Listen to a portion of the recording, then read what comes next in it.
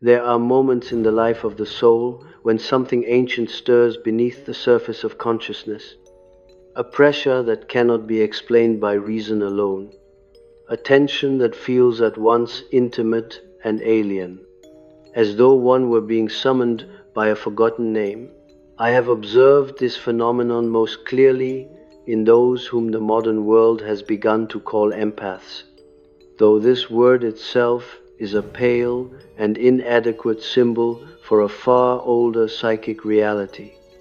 You are not merely sensitive to others, you are permeable to the unconscious field that binds human beings together long before language, morality, or individuality were fully formed.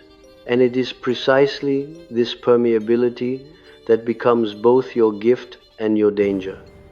When I speak to you now, I do not speak as a teacher delivering concepts, nor as a healer offering comfort, but as one who has walked for many years through the labyrinth of the psyche and returned with the knowledge that what is most forbidden is rarely what is most immoral, but what is most transformative. The forbidden technique to which the title alludes is not a method in the mechanical sense. It is an inner act, a psychic reversal so profound that the ego recoils from it, because it threatens the identity you have been taught to maintain in order to survive among others. From early life, the empath learns a particular strategy without ever choosing it consciously. The child discovers that attunement to the emotional weather of the surrounding adults ensures safety, belonging, and a fragile sense of control. One learns to read the subtle tremors in the voice, the almost invisible shifts in posture, the unspoken moods that hover in the room like unseen spirits. This skill is rewarded. The child is praised for being good, understanding, mature beyond their years. Yet what is rarely acknowledged is the cost at which this adaptation is purchased. The developing ego slowly withdraws its libidinal investment from its own spontaneous impulses and redirects it toward the inner lives of others. The center of gravity moves outward, and with it, the sense of self becomes increasingly faint. In analytic work, I have often heard such individuals say, with a mixture of sadness and confusion, that they no longer know who they are.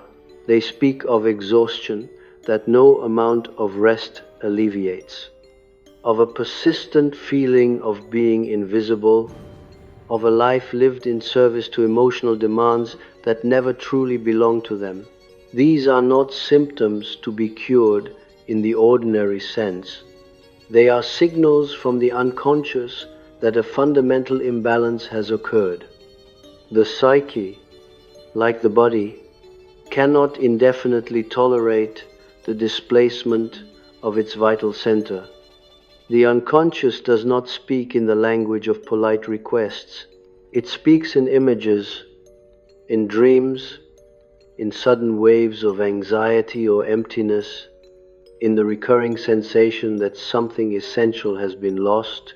For the empath, this loss is often experienced as a haunting absence, a void where a personal will, a personal desire should reside, and yet, paradoxically, it is precisely here that the forbidden technique begins, for the void is not merely empty, it is filled with what has been repressed.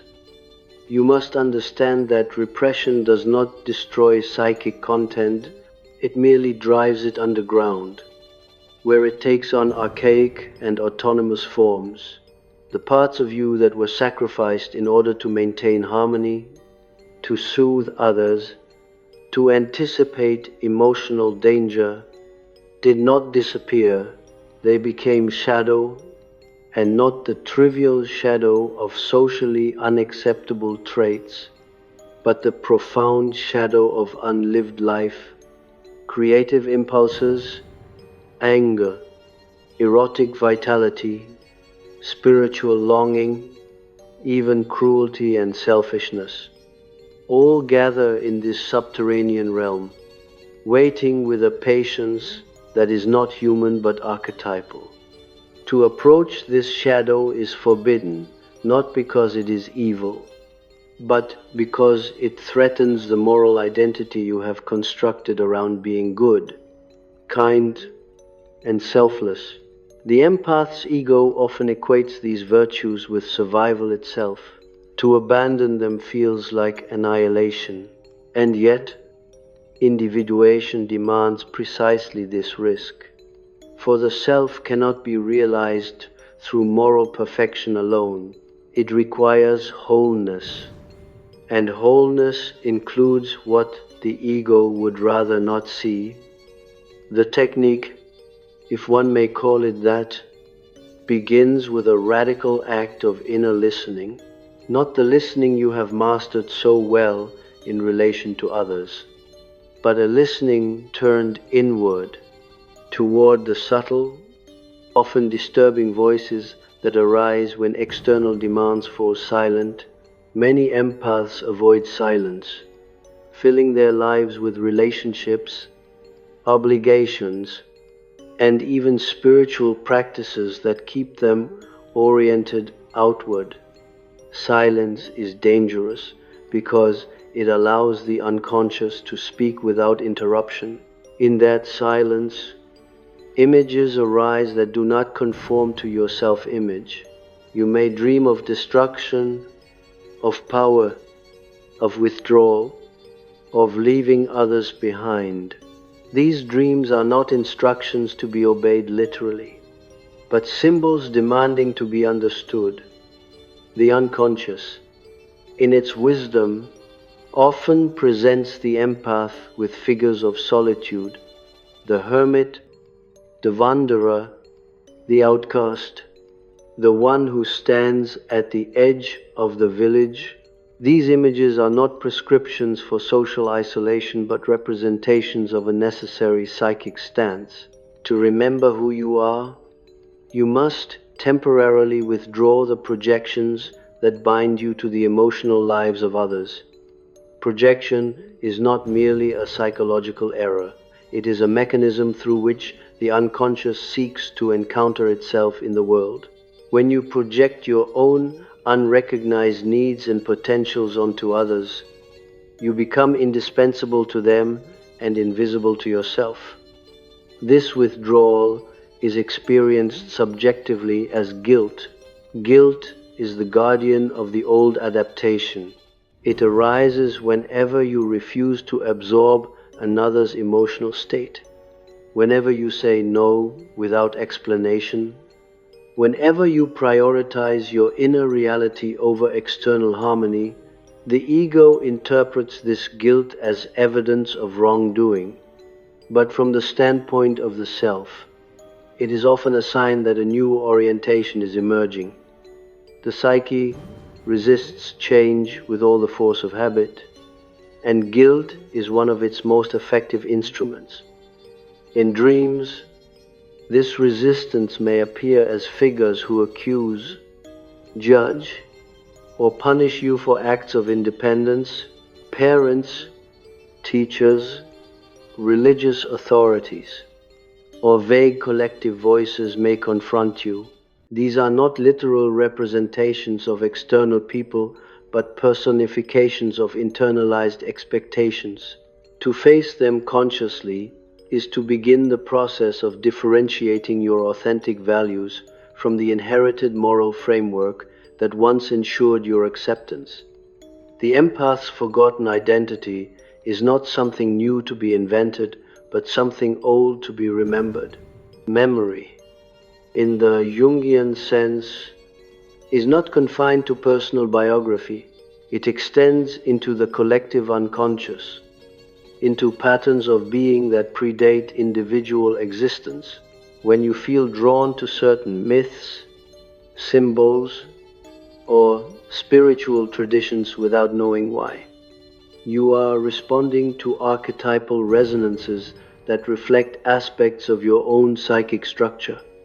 The forbidden aspect lies in allowing these resonances to guide you rather than dismissing them as impractical or selfish. There is often an image, recurring across cultures, of the one who descends into the underworld to retrieve something lost. This descent is not a moral failure, but a psychological necessity. For the empath, the underworld is populated not only by pain but by power. Power here does not mean domination over others, but the capacity to inhabit one's own psychic space without apology. It is the power to feel without absorbing, to care without dissolving, to love without losing oneself. As this descent unfolds, you may encounter a profound ambivalence. On one hand, there is relief, even exhilaration, as fragments of vitality return. On the other, there is fear, because the familiar role of the emotional container begins to dissolve. Relationships may change or fall away, not as punishment, but as a natural consequence of altered projections. Others may accuse you of becoming cold or selfish, mirroring your own internal doubts. These accusations, too, are symbols reflecting the death of an old persona, the persona, that social mask through which we relate to the world, is particularly rigid in empaths. It is often constructed around being needed. To loosen this mask feels like exposure, like standing without armor in a hostile environment. Yet without this loosening, the self remains inaccessible. The self does not speak through compliance, it speaks through symbols that disrupt the status quo of the ego. At a certain point in this process, dreams may shift in tone, images of integration begin to appear, circles, mandalas, unions of opposites, encounters with wise figures who neither demand nor judge. These are not signs of completion but indications that the psyche recognizes the direction of movement. The empath begins to sense a center that does not fluctuate with external emotional currents. This center is quiet, often unspectacular, but profoundly stable. To remember who you are is not to return to a childhood innocence or to adopt a new identity that can be displayed to others. It is to inhabit the tension between sensitivity and boundary, between compassion and autonomy, without collapsing into either extreme. This tension is not a problem to be solved, but a condition to be lived. The unconscious does not seek comfort, it seeks balance. And so, as I speak to you now, I ask you not to believe me, not to adopt my words as doctrine, but to observe your own inner reactions. Notice where you feel resistance, where anxiety stirs, where a quiet recognition arises. These affective responses are the true material of analysis. They indicate where the forbidden threshold lies for you personally. Beyond it is not enlightenment or serenity, but something far more demanding and far more real. The responsibility of becoming who you have always been beneath the adaptations that once kept you alive but can no longer sustain your soul. And yet, even this responsibility, which the ego experiences as a burden, is in truth a homecoming. For what you have called exhaustion is not merely fatigue of the nerves, but a deeper weariness of the soul that has lived too long in exile from its own center. The psyche cannot thrive when it is perpetually oriented toward the emotional demands of the collective, just as a plant cannot flourish if its roots are constantly exposed and never allowed to sink into the dark, nourishing soil. You have mistaken this darkness for danger, because the conscious mind fears what it cannot illuminate. But the unconscious has always known that growth requires obscurity. When the empath begins, however tentatively, to withdraw libidinal energy from others and reinvest it in the inner world, something curious occurs. Emotions that were once diffused and vague begin to acquire shape and weight. Anger, which you may have experienced only as a fleeting irritation quickly suppressed, now presents itself with a mythic intensity. Desire, long redirected toward pleasing or rescuing, turns inward and asks what it wants for itself. Sadness, no longer absorbed from others, reveals itself as a grief for the unlived life. These emotions are not obstacles to individuation, they are its language. The unconscious, having been ignored for so long, often speaks loudly at first. Dreams may become vivid, even unsettling. You may find yourself standing before closed doors, descending staircases without knowing where they lead, encountering figures who seem to know more about you than you do yourself. These images are not random, they are expressions of a psyche reorganizing itself around a new axis. The door symbolizes a threshold of consciousness, the staircase, the movement between levels of the psyche, the knowing figure, an aspect of the self that has waited patiently for recognition. It is here that many retreat. The forbidden quality of this inner work lies not in its difficulty, but in its solitude. No one can accompany you fully into this terrain. Analysis, friendship, and love can provide mirrors and support, but the decisive encounters occur in the private dialogue between ego and unconscious. The empath, accustomed to constant relational feedback, may find this solitude unbearable at first. Yet it is precisely this aloneness that allows the true voice of the psyche to emerge, uncolored by the expectations of others. There is a temptation, particularly among those drawn to spiritual language, to transcend this process prematurely, to seek refuge in ideals of universal love or oneness that dissolve the tension between self and other. Such movements toward inflation are themselves defenses, subtle ways of avoiding the pain of differentiation. The self does not abolish the ego, it relativizes it.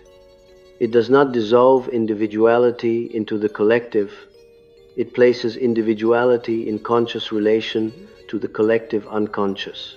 To remember who you are is not to escape humanity, but to inhabit it more fully, with eyes open to both its light and its shadow. As this remembering deepens, you may notice a change in how you experience empathy itself. It becomes less invasive, less compulsive. You still feel with others, but you no longer lose yourself in their emotions. There is a space, an inner margin, that allows feeling to arise and pass without claiming ownership. This is not emotional coldness, but emotional sovereignty. You are no longer possessed by affect, you are in relationship with it. Such sovereignty is often misinterpreted by others as detachment, because it no longer conforms to the familiar pattern of self-sacrifice. The unconscious responds to this shift by presenting images of authority and inner law. You may dream of judges, kings, or ancient text, not as external powers imposing rules, but as symbols of an emerging inner order. This order does not dictate behavior through fear or obligation. It arises organically from the alignment of ego with self. Actions taken from this place carry a different quality. They feel inevitable rather than forced, simple rather than virtuous. In time, the question of who you are begins to lose its anxious urgency.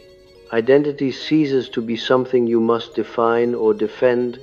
It becomes a lived experience, fluid yet grounded, capable of change without disintegration. The empath who has undergone this transformation does not become less sensitive. Rather, sensitivity is no longer the axis around which the entire personality revolves. It becomes one function among others, integrated into a larger psychic economy. And perhaps this is the deepest secret, the one most carefully guarded by both culture and psyche, that your capacity to feel others so deeply was never meant to replace your relationship with yourself. It was meant to serve it. Sensitivity is a doorway, not a destination. When you mistake the doorway for the home, you remain perpetually on the threshold, belonging nowhere. To step through is to accept the risk of disappointment, conflict, and solitude, but also the possibility of meaning that is not borrowed from the needs of others. I do not promise that this path leads to happiness as it is commonly understood. The psyche is indifferent to comfort. What it seeks is realization, and realization often carries with it a quiet joy, a sense of rightness that does not depend on external validation. This joy is subtle, easily overlooked by those who seek constant stimulation, but it has a depth that endures. So if, as you listen, something within you stirs again, not as excitement, but as recognition, attune to it. That stirring is not my voice reaching you across time, but your own unconscious reminding you of a truth you once knew and learned to forget. The forbidden technique is nothing more and nothing less than the courage to remember, and in remembering, to live from the center rather than the periphery of your own soul. There comes a moment, often unnoticed by the conscious mind, when the psyche tests the seriousness of this remembering. It does so not through insight, but through experience. Life itself begins to respond differently to your altered inner stance. Situations arise that would once have drawn you instantly into emotional entanglement, and now something hesitates within you. The old reflex reaches outward. Yet another movement, quieter but firmer, draws inward. This hesitation is not weakness, it is the emergence of choice where compulsion once ruled. The unconscious observes this moment with great care. If you ignore it and return to the familiar pattern of self-erasure, the psyche withdraws again into symptom and fatigue. But if you remain with the tension, if you tolerate the discomfort of not immediately rescuing, soothing, or understanding, a new layer of inner reality reveals itself. You begin to sense that your empathy was never meant to be a constant act of surrender, but a bridge that could be crossed in both directions. For years you have crossed only one way.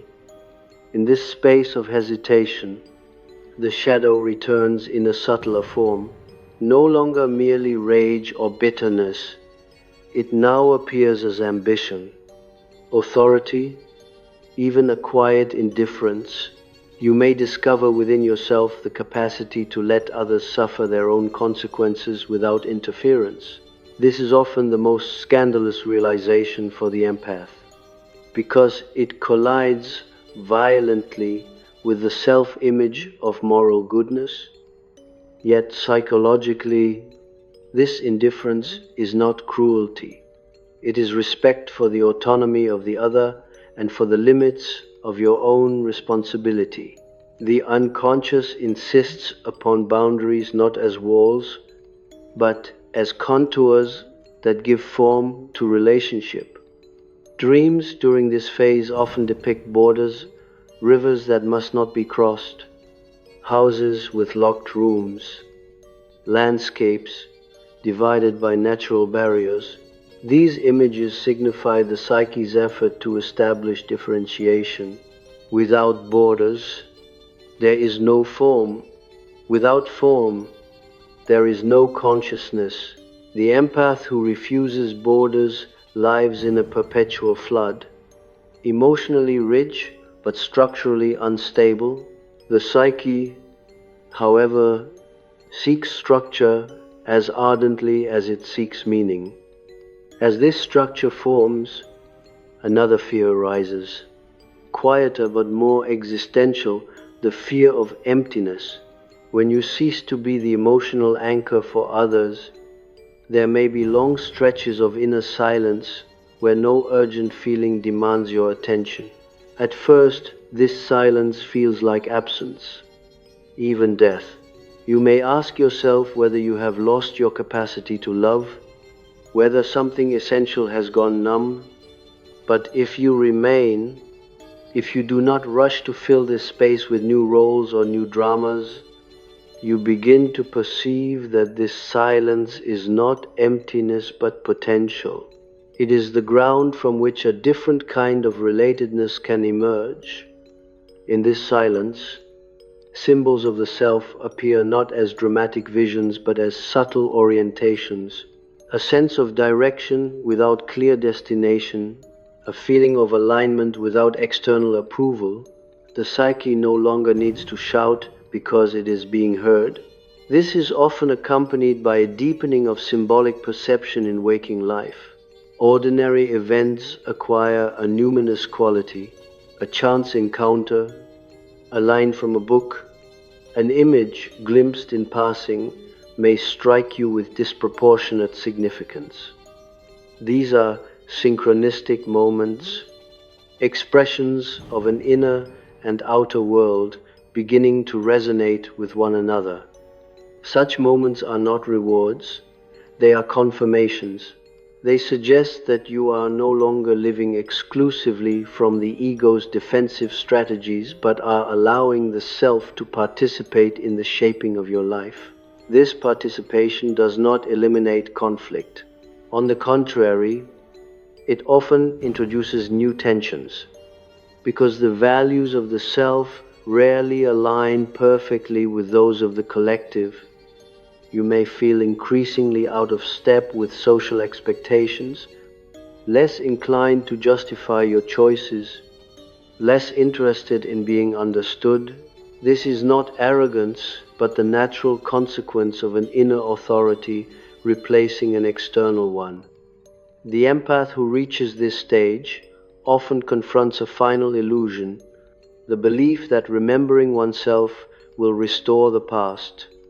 That clarity will mend all relationships and heal every wound. The unconscious does not operate retroactively in this way. Some losses are real and irreversible. Grief must be allowed its full expression, not as self-pity, but as acknowledgement of reality. Yet this grief, when consciously endured, has a refining quality. It strips away fantasy and leaves behind a sober, compassionate realism. Out of this realism emerges a form of love that is no longer compulsive. You care because you choose to, not because you are compelled by unconscious fear of abandonment or guilt. You can be present without dissolving, engaged without being consumed. This love is quieter, less dramatic, and therefore often less recognized, but it carries a weight and durability that the old empathic fusion never possessed. At this point, the question of technique falls away entirely. What remains is a way of being. The forbidden has become ordinary. not because it has lost its power, but because it has been integrated. You no longer experience your inner world as something dangerous that must be managed for the sake of others. It becomes a source of guidance, sometimes stern, sometimes gentle, but always oriented toward wholeness rather than approval. If there is a final image I would leave you with, it is not one of transcendence but of grounding, the image of a tree whose roots descend as deeply as its branches rise. For many years, your branches have extended outward, sensitive to every shift in the surrounding air. Now the roots begin their work quietly, invisibly, anchoring you in a soil that is dark, rich, and alive with ancestral memory. The tree does not ask whether it deserves this nourishment. It simply grows according to its nature, and so it is with you. To remember who you are is not an achievement to be displayed, but a condition to be inhabited. It is the acceptance of your full psychic reality, luminous and shadowed, personal and archetypal, finite and mysteriously vast. From this place, empathy ceases to be a sacrifice and becomes a function of a self that is finally at home within itself. And when the psyche has anchored itself in this deeper soil, something subtle yet irreversible occurs in the way time itself is experienced. The past no longer presses upon you with the same weight, nor does the future pull you forward with anxious urgency. You begin to live more fully in what I can only call psychological presence, a state in which the ego is no longer racing ahead to anticipate reactions or retreating backward to reinterpret wounds. This presence is not mindfulness as a technique, but a natural consequence of the ego relinquishing its compulsive vigilance. For the empath, vigilance was once synonymous with safety.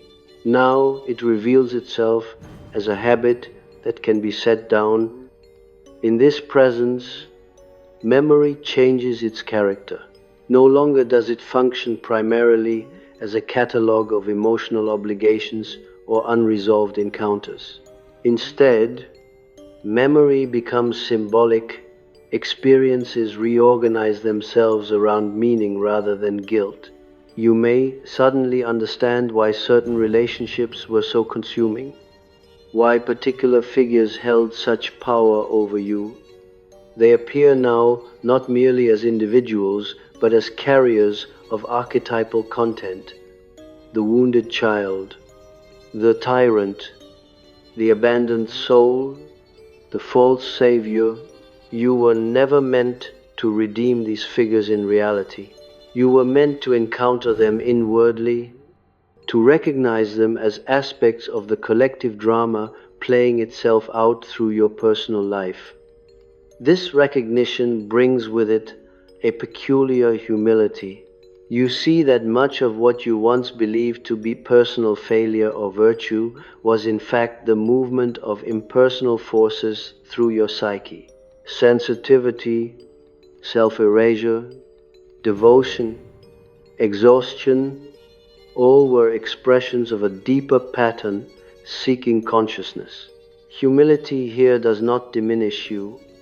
It frees you from the burden of self-blame. You are no longer required to atone for being who you were when you did not yet know who you were. As this humility settles, the shadow undergoes another transformation. It ceases to appear primarily as threatening emotion and begins to manifest as creative potential. Image, ideas, impulses that once felt dangerous now reveal themselves as sources of renewal. Many empaths discover at this stage an unexpected relationship to creativity, not as performance or expression for others, but as a dialogue with the unconscious. Writing, art, movement, or contemplation become ways in which the psyche speaks to itself. These acts are not undertaken to be seen or validated. They are undertaken because they are necessary, because something within insists on being shaped and given form. It is important to understand that this creativity is not a reward for moral growth. It is a byproduct of integration. When psychic energy is no longer consumed by constant emotional scanning and self-suppression, it becomes available for symbolization. The psyche does not waste energy. It will always seek the most meaningful channel available. For you, that channel opens only when you cease to live as an instrument for the unresolved emotions of others. At times, this newfound autonomy may feel almost transgressive. You may catch yourself enjoying solitude without loneliness, making decisions without consulting invisible counsels of approval, feeling pleasure without justification. These moments often provoke a resurgence of inner criticism, a voice that warns of impending punishment or abandonment. Do not mistake this voice for conscience.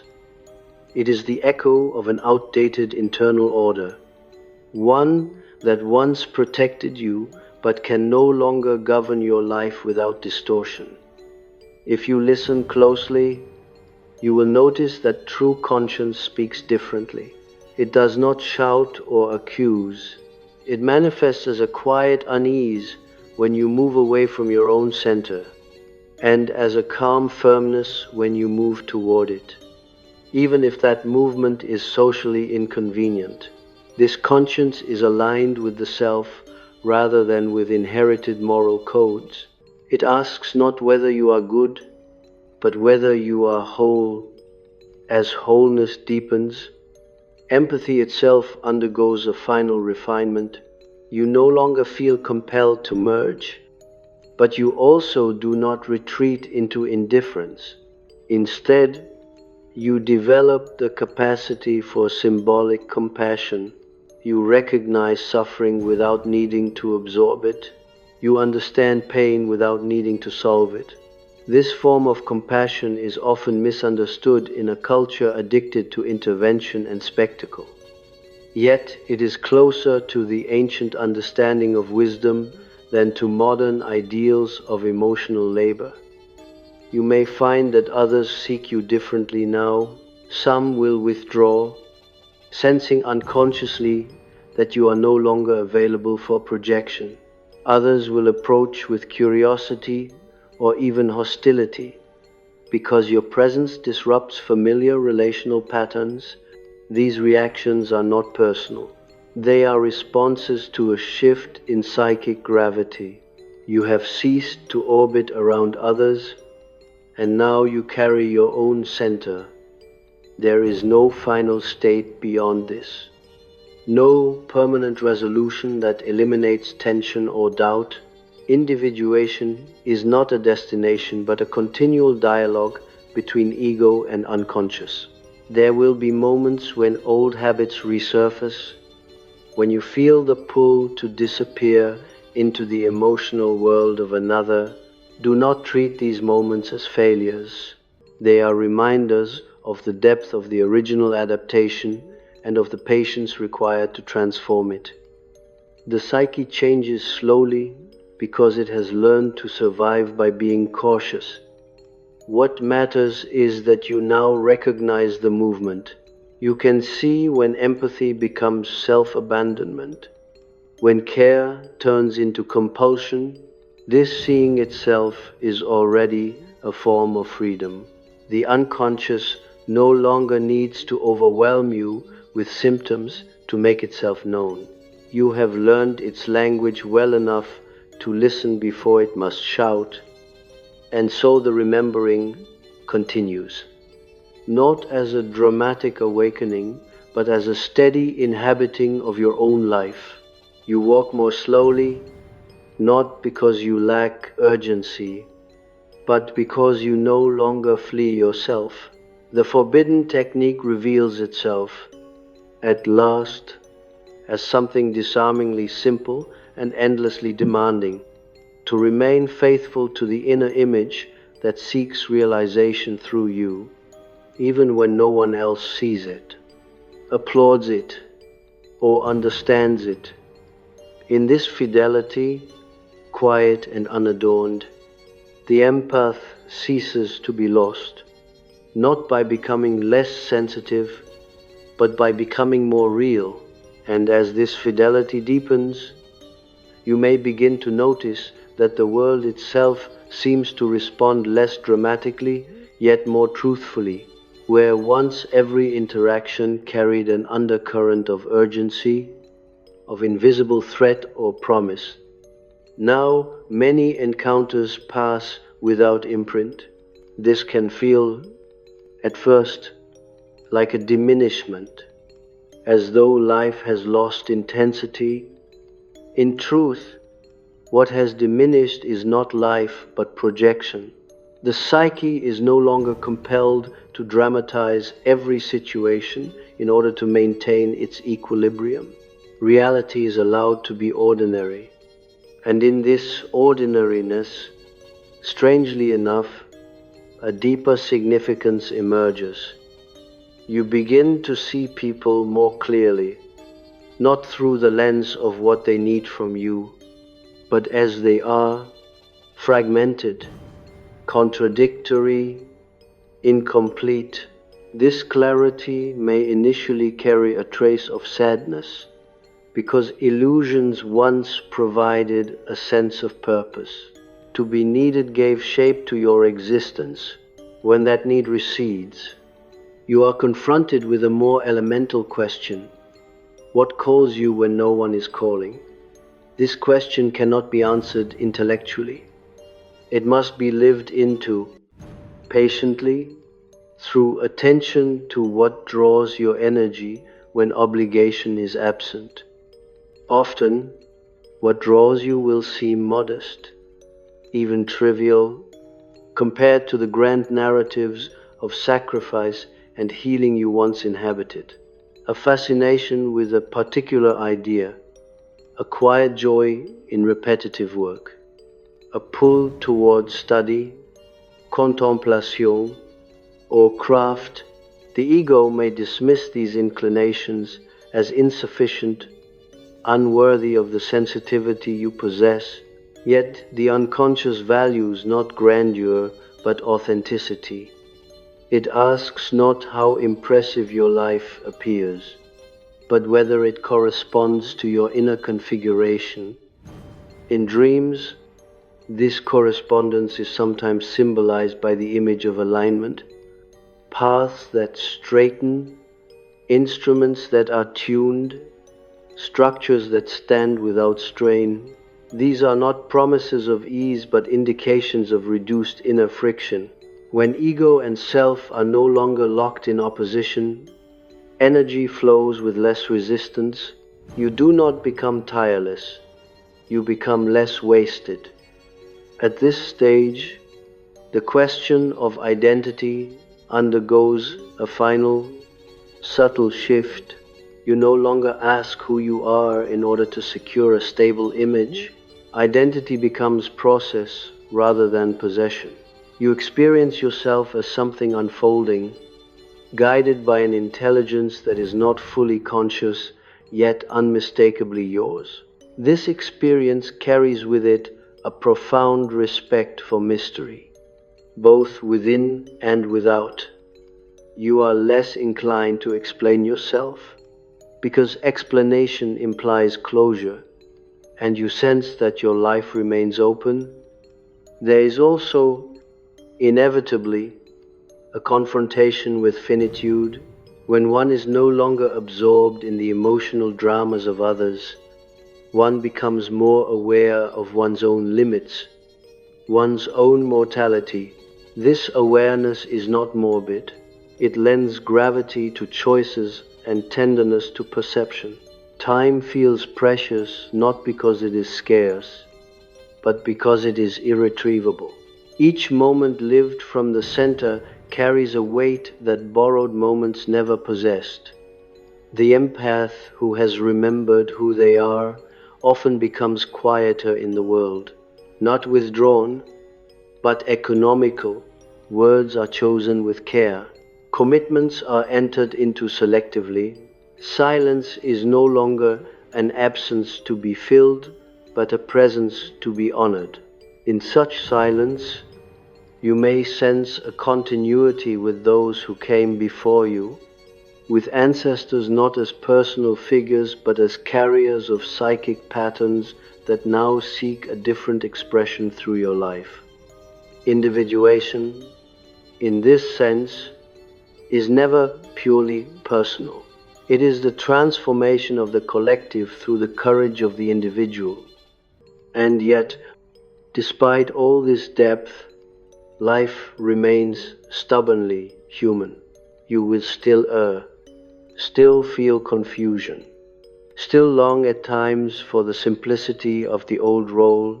Do not romanticize your former self-abandonment, but do not despise it either.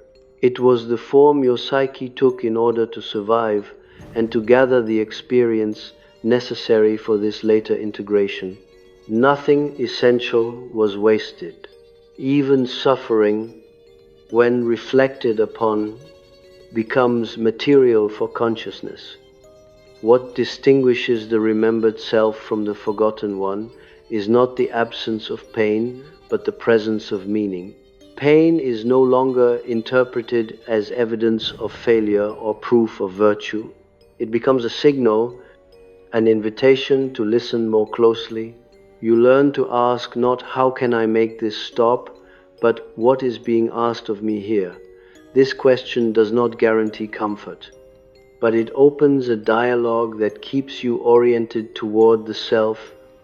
And so, without ceremony, without proclamation, the empath steps out of exile.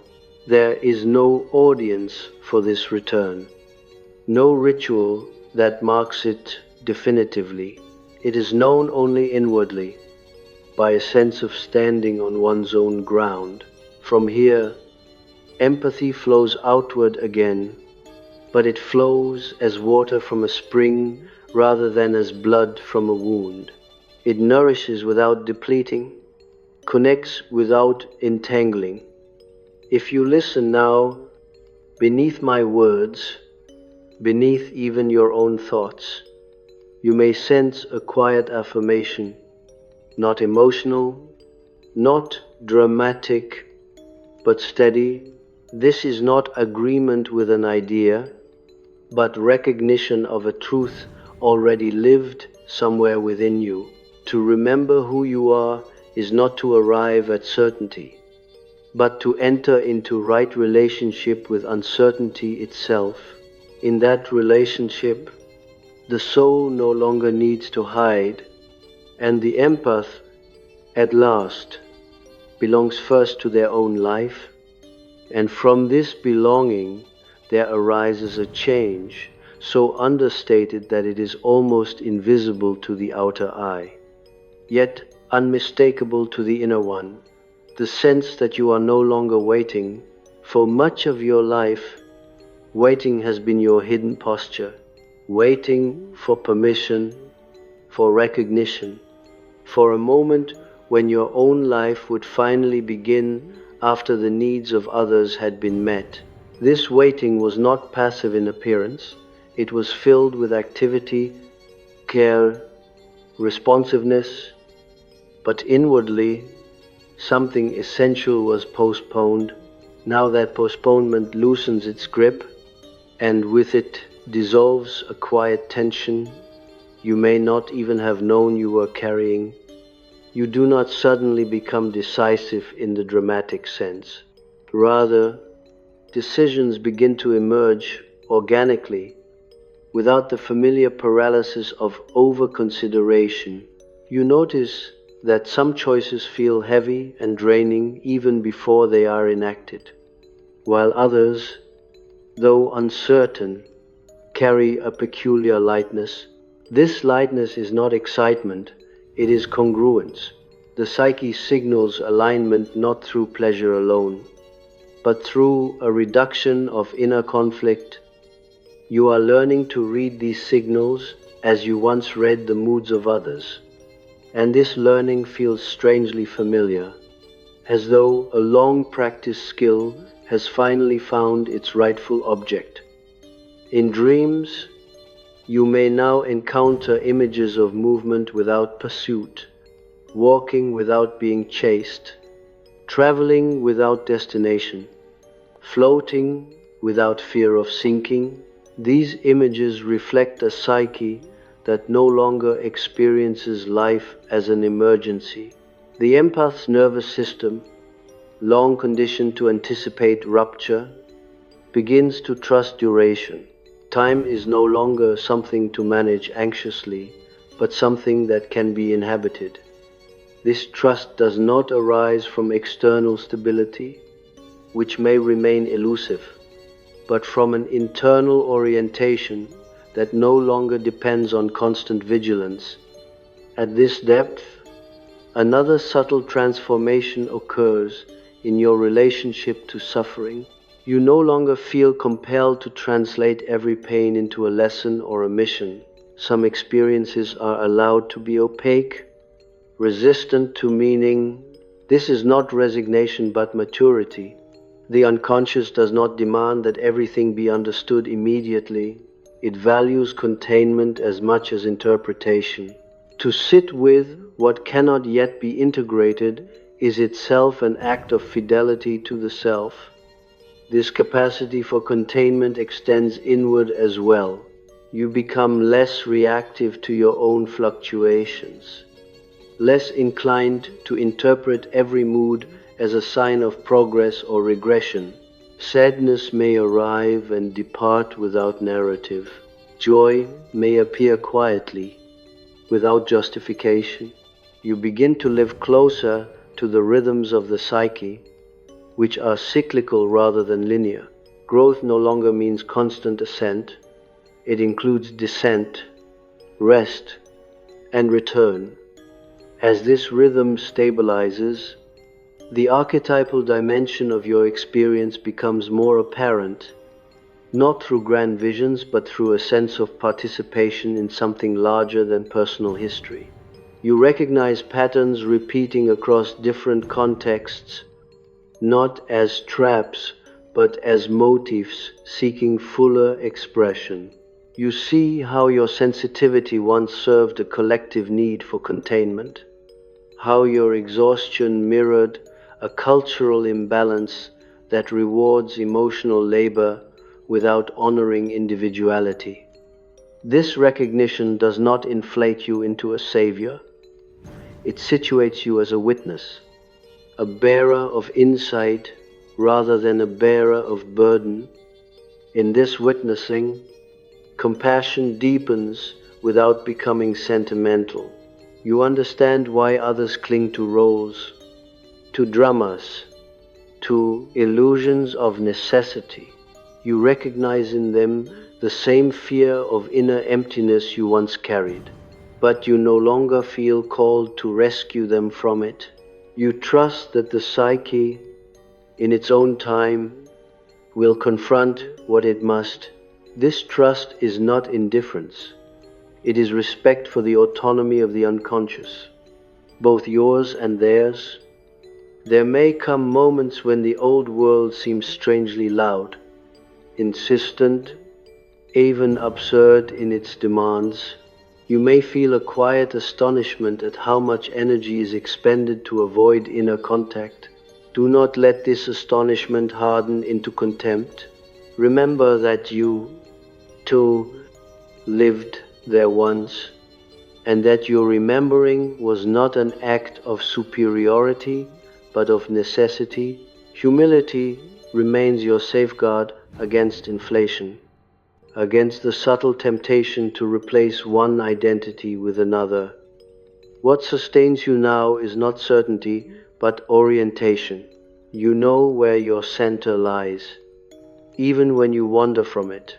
You know the difference between fatigue that comes from meaningful effort and exhaustion that comes from self-betrayal. This discernment is perhaps the most practical fruit of the entire process. Though it cannot be taught directly, it emerges only through lived attention to the movements of the soul. And so the journey continues, not toward some final illumination, but toward an ever more honest participation in your own life. The unconscious does not promise completion, it promises dialogue. As long as you remain willing to listen, to withdraw projections, to endure uncertainty without surrendering your center, the remembering renews itself. It becomes less an event and more a way of walking. You may still call yourself an empath, or you may find the word no longer necessary. Labels lose their urgency when they no longer compensate for inner absence. What matters is that sensitivity has been returned to its rightful place, in service of a self that is neither dissolved nor defended, but lived.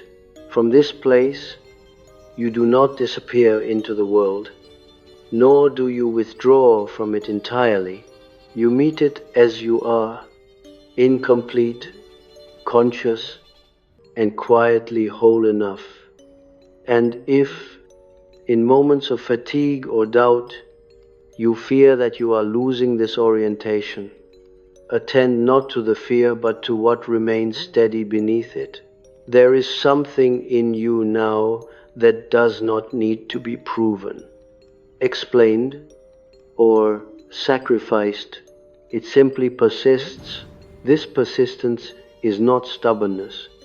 It is the signature of the self, recognizable not by intensity but by endurance. In staying with it, again and again, without spectacle or guarantee, you fulfill the most difficult and most human task, to live from the center you once abandoned, and to do so without needing permission from the world you were trained to serve. And in living from this center, something almost paradoxical reveals itself. The world does not collapse because you have ceased to carry it. The catastrophe the ego once feared does not arrive. Others continue to live, to struggle, to choose, often in ways that have little to do with your withdrawal.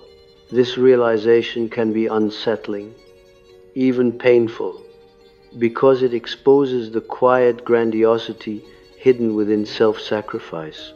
To believe that everything depends on you is another way of avoiding your own life. The unconscious dismantles this illusion, not to humiliate you, but to free you. As this illusion dissolves, you may feel a brief period of disorientation, as though gravity itself has shifted. Without the constant pull of others' emotional needs, you must learn anew how to orient yourself in space and time. This is not a regression but a re-education. The psyche, like a muscle long held in one position, requires time to regain its natural range of movement. You may oscillate between over-withdrawal and over-engagement, between detachment and sudden waves of old empathy. These oscillations are not mistakes. They are the psyche's way of calibrating a new equilibrium. In dreams, this calibration often appears as balancing acts, walking narrow paths, adjusting weights, learning to stand upright after a fall. Such images speak of a body-soul relearning posture. For the empath, posture is not merely physical but psychological. You are learning to stand without leaning emotionally, to remain present without collapsing into the other. This standing has a dignity that is quiet and often unnoticed. Yet it profoundly alters how you inhabit the world. With time, you may notice a subtle change in your perception of conflict, where once disagreement felt like a threat to connection. It now appears as a natural expression of difference. You no longer rush to smooth over tension or to absorb discord. You allow it to exist, trusting that relationship does not require constant harmony to endure. This trust does not guarantee that all relationships will survive, but it ensures that those which do are grounded in reality rather than fear. Reality, as it turns out, is less cruel than fantasy.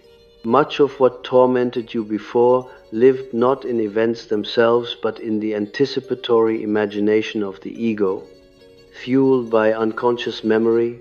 As these memories are integrated, imagination becomes creative rather than defensive. You can envision possibilities without immediately scanning for danger. This shift releases an enormous amount of psychic energy, which the unconscious eagerly redirects toward life. Life then begins to approach you differently. Opportunities arise not because you seek them anxiously, but because your presence has become more coherent. Coherence is attractive, not in the seductive sense, but in the gravitational sense. People sense when someone is not secretly asking to be used. They respond, often unconsciously, to the clarity of boundaries and the steadiness of inner orientation. This does not make you universally liked, but it makes you unmistakably real. There may be moments when you mourn the intensity of your former empathic immersion, the feeling of being indispensable, the drama of emotional closeness. Allow this mourning its place. It honors the life you lived and the capacities you developed. But do not mistake intensity for intimacy. True intimacy does not require the erasure of self. It thrives in the space between two differentiated beings, where encounter can occur without possession. At this depth, the unconscious may present you with images of partnership, not necessarily romantic, but symbolic of inner union, two figures walking side by side, conversing without urgency, sharing a task without hierarchy. These images reflect an inner marriage between sensitivity and strength, receptivity and authority. This marriage is not an endpoint, but a stabilizing axis around which your life can now revolve. From here, the question of meaning takes on a quieter tone. You no longer seek meaning in dramatic gestures or self-transcending sacrifice. Meaning reveals itself in fidelity to the ordinary, in the willingness to show up for your own life day after day.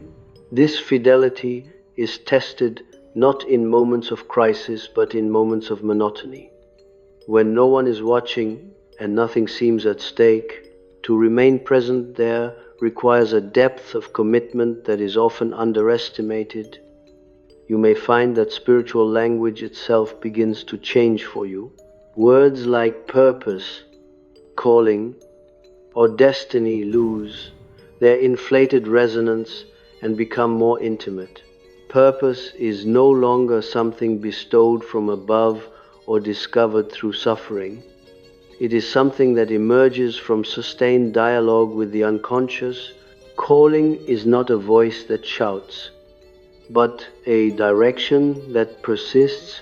Destiny is not a fixed script, but the shape that unfolds when you stop fleeing your own center. And so, the remembering continues, not as a peak experience, but as a discipline of attention. Attention to what drains you and what nourishes you. Attention to the difference between guilt and conscience, between empathy and enmeshment, between solitude and isolation. This attention is the true technique.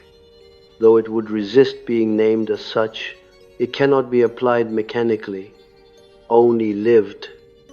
In the end, What you recover is not a lost identity, but a lost authority. Authority over your own inner life. This authority does not dominate. It governs by listening. It does not silence empathy. It places it within a larger order. From this place, you may still serve, still care, still respond to suffering, but you do so without abandoning yourself to the tides of the collective. And if there is any final resistance that arises here, it is the fear of ordinariness, the fear that a life lived from the center might appear unremarkable. This fear belongs to the ego's need for specialness, another subtle inheritance of self-erasure. The self does not require you to be extraordinary. It requires you to be present.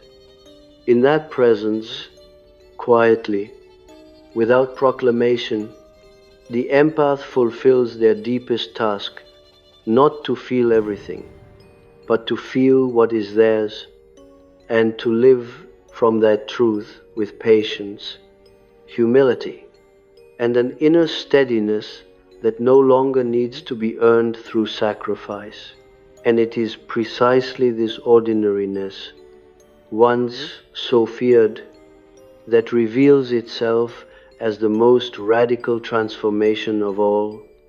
To live without the need to dramatize one's sensitivity, to no longer convert every inner movement into a narrative of meaning or sacrifice, is to step out of a collective enchantment that quietly governs much of human life. The empath was once bound to this enchantment through the promise of belonging. Now belonging arises from a different source, one that does not depend on usefulness or emotional availability. In this phase, the psyche often introduces a peculiar calm that is easily mistaken for stagnation. Nothing seems to be happening.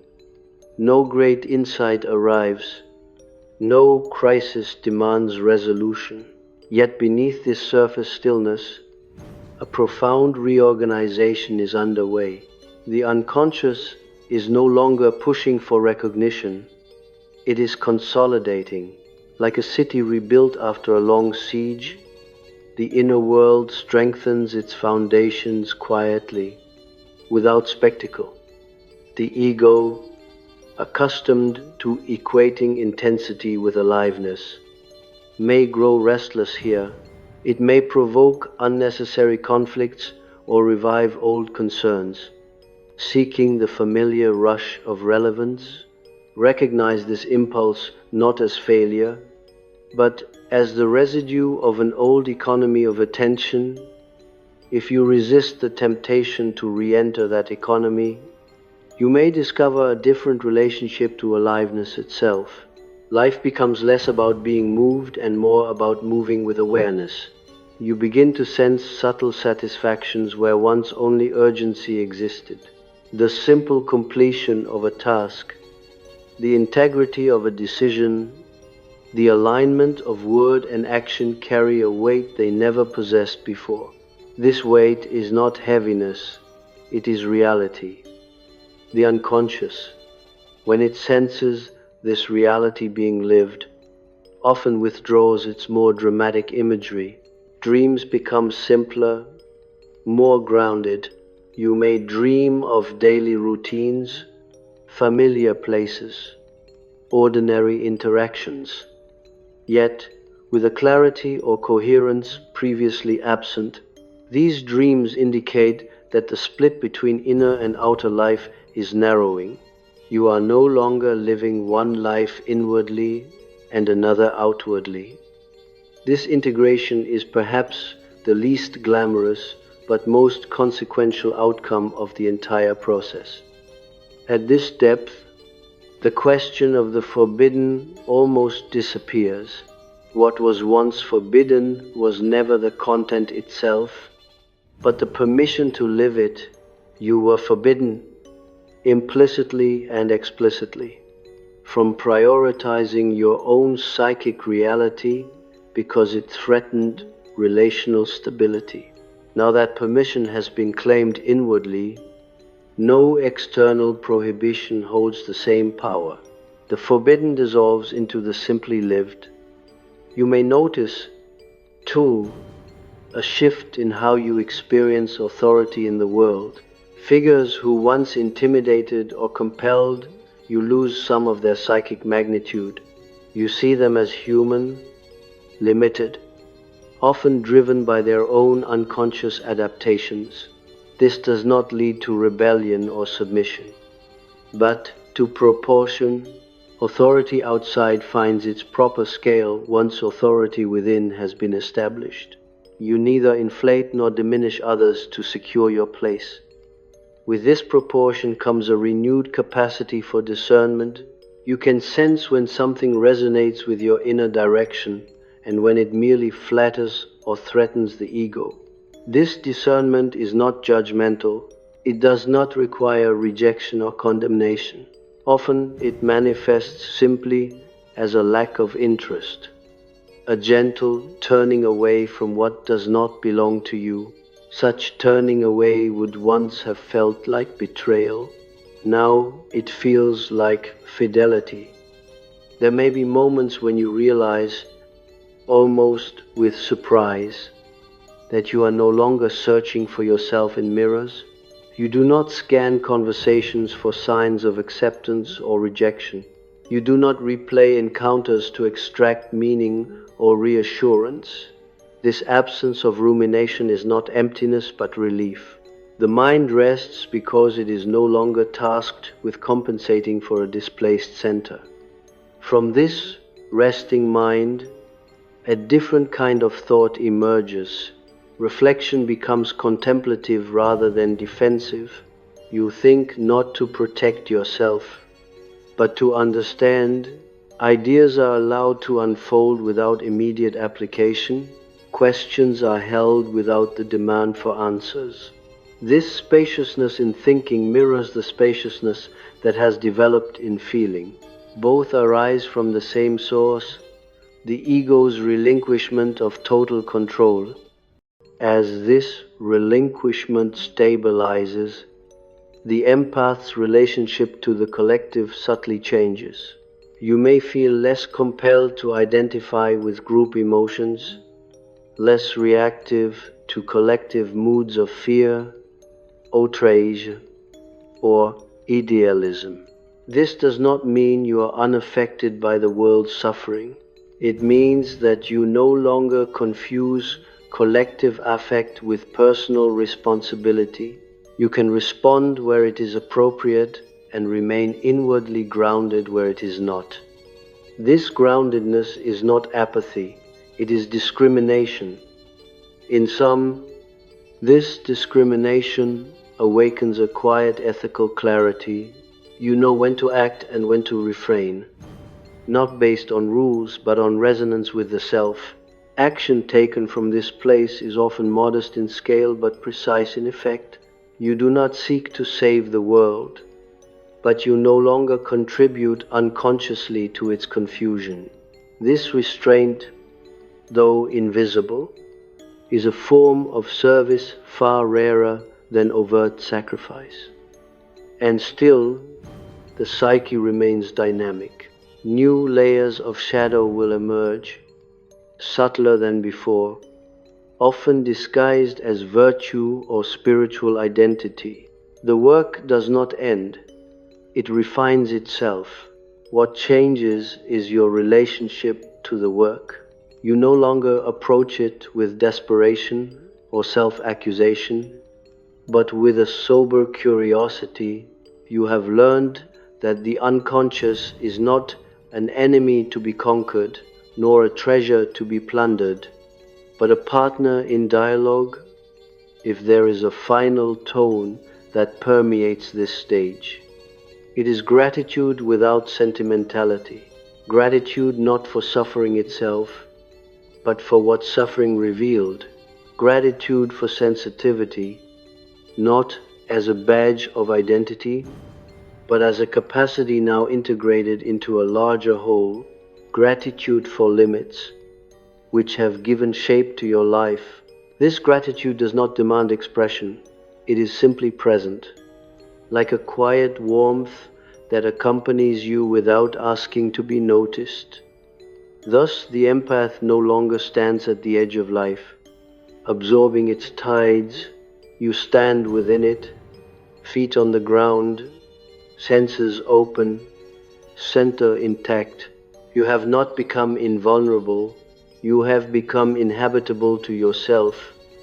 And in this inhabitation, the ancient forgetting that once governed your life loosens its hold, replaced not by certainty or illumination, but by a steady human courage, the courage to remain where you are, as you are, listening inwardly, responding outwardly, and allowing the self to continue its slow, inexorable work of becoming through you, and remaining where you are, without fleeing inward or outward, brings you into contact with a dimension of experience that was previously inaccessible to you. Patience with the self, not the patience that endures hardship while secretly hoping for transformation, but a patience that no longer bargains with time. You stop asking when something will finally resolve, when clarity will arrive, when you will feel complete. The psyche senses this cessation of bargaining and responds not with answers, but with trust. It trusts that you will not abandon the dialogue simply because it has become quiet. In this trust, something ancient stirs again, though now it is no longer urgent or demanding. It feels more like a low, steady presence, a background orientation that accompanies your days without announcing itself. You may recognize it in moments when you act without inner debate, when you speak without rehearsing, when you rest without guilt. These moments are small, easily overlooked, yet they signify a profound shift. The ego is no longer standing between you and your life, translating every impulse into strategy. It has learned to cooperate rather than dominate. At this depth, the unconscious often relinquishes its symbolic insistence and allows life itself to become the primary field of individuation. Meaning is no longer extracted from experience, it is encountered within it. A conversation, a walk, a decision carries its own sufficiency. You are no longer compelled to turn experience into narrative in order to justify its existence. This does not make life flatter, it makes it denser. Each moment contains more of itself, less borrowed significance. You may notice that your relationship to desire has also changed. Desire no longer appears as longing for completion through another, nor as an endless deferral of your own needs. It becomes directional rather than compensatory. You want what aligns, not what distracts. This alignment does not guarantee satisfaction in the conventional sense, but it does bring coherence. Desire ceases to be a force that pulls you away from yourself and becomes one that guides you deeper into your own configuration. There is often, at this stage, a gentle encounter with grief of a different order, not grief for what was lost through suffering, but grief for the time spent not knowing. This grief is not accusatory. It carries no demand for restitution. It is the natural response of consciousness recognizing the cost of unconsciousness. Allow it. It softens what might otherwise harden into regret. It deepens compassion, not only for others, but for the versions of yourself who lived as they could, with the tools available at the time. Compassion for the self is perhaps the final and most elusive integration for the empath. You were trained to extend understanding outward, often at the expense of yourself. Now that understanding turns inward, not as indulgence, but as recognition, you see how adaptation shaped you, how fear and love intertwined in complex ways. This seeing does not excuse everything, but it contextualizes it. Context is the psyche's antidote to shame. As shame loosens its grip, you may find that your body itself begins to respond differently. Tensions long held unconsciously may release, sensations become more differentiated. You inhabit your physical presence with greater ease, no longer using the body as a mere instrument for relational labor. This embodiment is not dramatic. It manifests as comfort in stillness, as grounded movement, as an ability to sense when something is too much before collapse occurs. The body, long recruited into vigilance, is allowed to rest. Rest, in this sense, is not inactivity but trust. Trust that you do not need to monitor every inner and outer movement to remain safe. Trust that you can be surprised by life without being undone by it. This trust is fragile at first, easily shaken by stress or old relational dynamics, but each time you return to it, it strengthens. The psyche learns through repetition, not affirmation. At times, you may glimpse the paradox at the heart of this entire journey, that what you sought through empathy was never security, but connection to life itself, and life, when approached from the center rather than the margins, does not demand constant vigilance. It invites participation. You no longer need to earn your place in it through usefulness or suffering. You belong by virtue of being here, oriented inwardly, responsive outwardly, neither fused nor withdrawn. This belonging does not eliminate loneliness entirely. There will still be moments when you feel unseen or misunderstood, but loneliness changes its quality. It is no longer a sign of abandonment, but an aspect of individuality. To be oneself is, at times, to stand alone. The difference now is that you no longer interpret this aloneness as failure. It becomes a space in which the dialogue with the unconscious continues uninterrupted. And so the work carries on, quietly, faithfully, without the need for milestones or declarations. You live, you err, you listen, you adjust, you feel deeply without drowning, you care without disappearing, you act without betraying your center. None of this is perfect, and none of it is final, but it is real. In this reality, the empath no longer seeks to remember who they are through effort or intensity. Remembering becomes implicit, woven into the texture of daily life. You remember when you pause, you remember when you say no, you remember when you allow something to unfold without intervention. You remember when you choose rest over rescue, truth over harmony, presence over performance.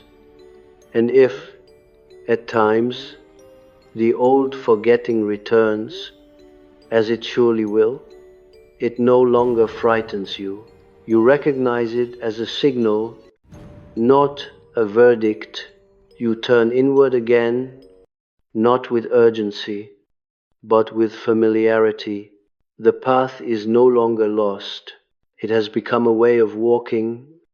Thus, the forbidden ceases to be forbidden, not because it has been conquered, but because it has been integrated The unconscious key you sought was never hidden elsewhere. It was forged through attention, patience, and the willingness to inhabit your own life without substitution. In doing so, you do not transcend your humanity, you finally enter it,